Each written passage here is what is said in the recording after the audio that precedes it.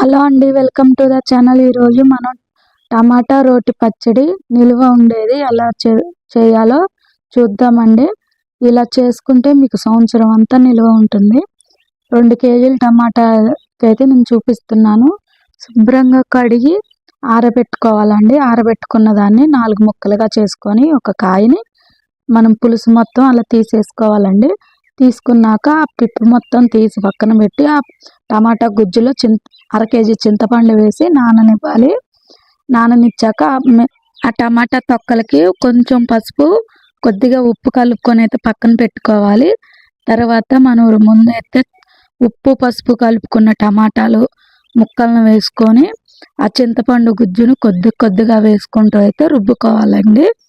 మెత్తగా రుబ్బుకోవాలి. చూసారు కదా, ఎంత బాగా రుబ్బుకుంటే అంత టేస్ట్ అయితే బాగుంటుంది.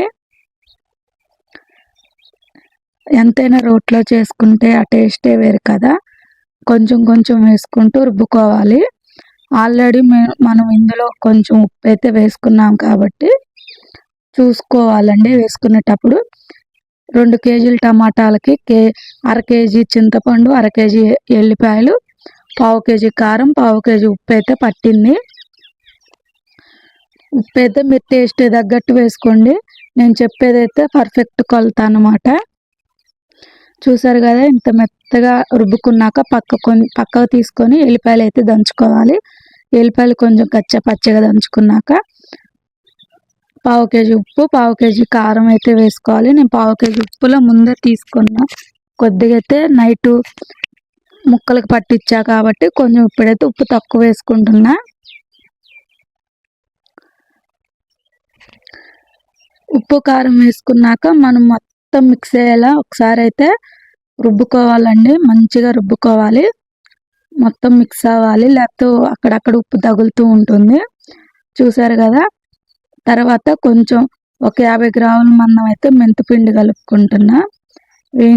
ముందుగానే వేయించుకోవాలి. వేయించి మిక్సీ పట్టుకున్న మెంతిపిండి అయితే వేసుకొని ఇప్పుడైతే చూసారు కదా ఎంత మెత్తగా ఉందో. టేస్ట్ తాలింపు పెట్టుకొని తింటే టేస్ట్ అయితే చాలా బాగుంటుంది. ఇప్పుడైతే మనకి టమాటాలు కూడా కొంచెం రేటు తక్కువగానే వస్తున్నాయి కదా. ఒకసారి అయితే ఇలా ట్రై చేయండి. మన సంవత్సరం అంతా నిల్వ ఉంటుంది. ఎంతో టేస్ట్గా ఉంటుంది టమాటా నిల్వ పచ్చడి. మీరు కూడా ట్రై చేసి ఎలా వచ్చిందో.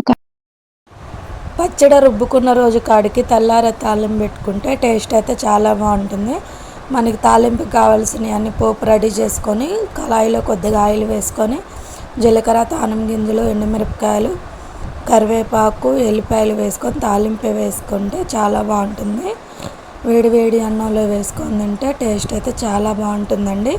మీరు కూడా ఒకసారి ట్రై చేసి ఎలా వచ్చిందో కామెంట్ చేయండి. అలాగే లైక్ చేయండి. ఈ వీడియో నచ్చితే సబ్స్క్రైబ్ చేసుకోండి.